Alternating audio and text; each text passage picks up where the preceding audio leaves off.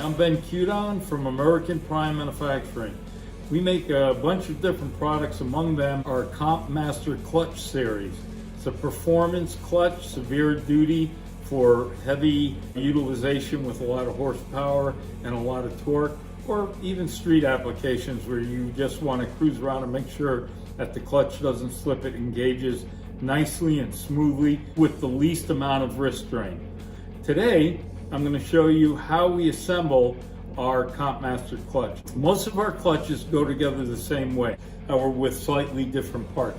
There's two exceptions, our 1056 0007 Sportster clutch and our 1056 0002 4-speed clutch. Those two clutches will show a video at a different time on how those go together. Right now, we're going to show you primarily for the Comp Master clutch for Evos, twin cams, up to Milwaukee 8s. So here we go. Let's check this out. So there are two main components. First one is the aluminum outer hub. This is the part that the steel drive plate slides over. Okay, and that is attached to the steel inner drive hub. Steel inner drive hub actually slides onto the main shaft, and the thrust washer, which goes into this little well here, actually butts up against the main shaft shoulder, which is that area right there. It places the hub in the perfect spot, so to speak. Belleville washer, which is a cupped washer. Lower areas on the inside and the higher areas on the outside, just like that. And that puts a preload on the thrust washer. And now we're going to take this assembly with the thrust washer and the Belleville washer, and we're going to place the outer hub on top of it. We're going to take 2 1/4 Allens and we're going to put a drop of blue Loctite on each one. And then we're going to start threading these into the steel drive hub. I'm going to take our pneumatic butterfly impact. I'm going to run these down. So now we've joined the steel drive hub and the outer hub together with the thrust washer and the Belleville washer in place. You can see that the Belleville washer is putting a preload on this thrust washer, so you can't move it around. It's tight in there, and that's the way it should be. I'm going to flip it over. So these are bolts. They're not studs like a lot of people believe. And to access these bolts, you have to actually, once this assembly is in the basket, in order to get at the bolt head, you have to press the hub back out of the bearing from the basket. So anyhow, we're going to place these bolts in.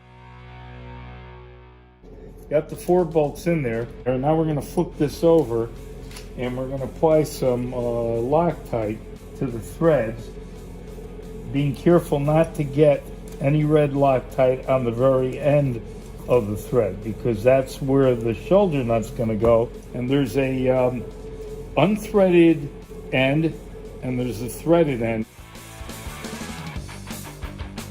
I want to put the unthreaded end toward the hub. I have these 4 nuts onto the bolts. Retighten these a second time to make sure they're sufficiently torqued down to the proper torque specification. And in the assembly of the hub is I'm going to put the snap ring on. Now the snap ring gets shifted with the hub, but it has to come off before you press the hub into the basket bearing. Okay, so next thing we're going to do is we're going to put the stack in. The clutch stack is pre-measured before it goes out the door. So all of our steels have a coating on it, which we don't remove. We recommend that prior to using the clutch, you take all the steels and clean them off with like brake cleaner to get rid of that film, which is not going to help in good clutch engagement.